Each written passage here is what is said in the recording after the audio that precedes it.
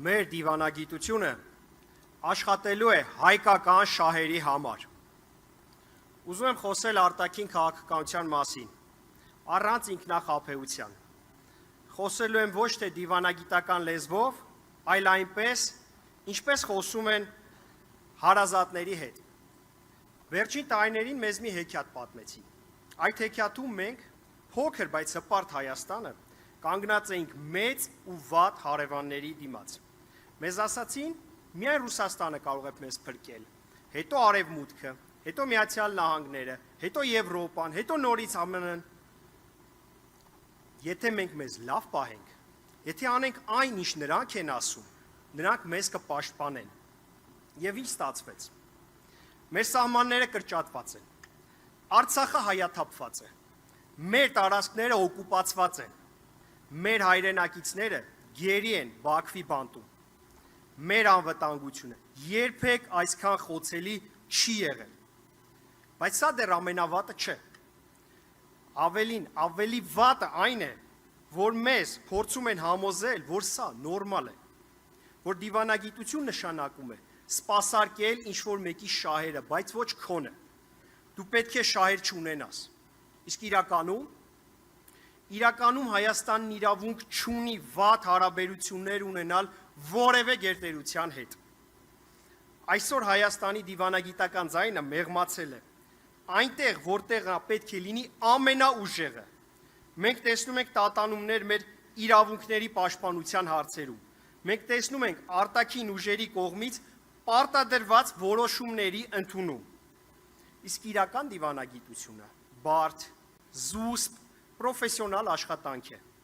Դա նշանակում է չսպասել որևէ մեկից փրկություն, կառուցել ոչ թե կեղծ սիրո պատմություն, այլ պրագմատիկ, պրոֆեսիոնալ, բանակցված խաղաղություն, որն ունի հակառակորդին զսպելու հստակ մեխանիզմներ եւ երաշխիքներ,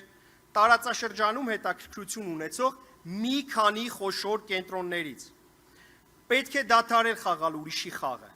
որտեղ մեր փոխարեն են որոշում, թե ինչ տեր եւ դեր պետք է ունենանք մենք տարածաշրջանում,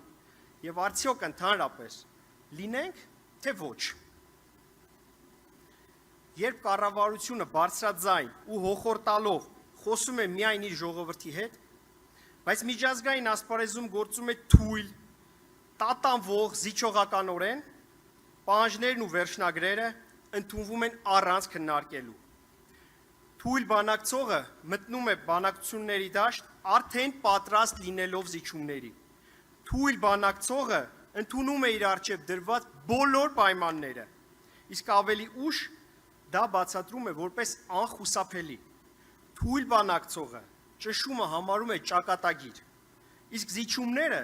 խաղաղություն։ Ահա թե ինչու մենք տարածքների կորուստներ ունեցանք, ահա թե ինչու մեր բանակցային կարմիր գծերն անհետացան,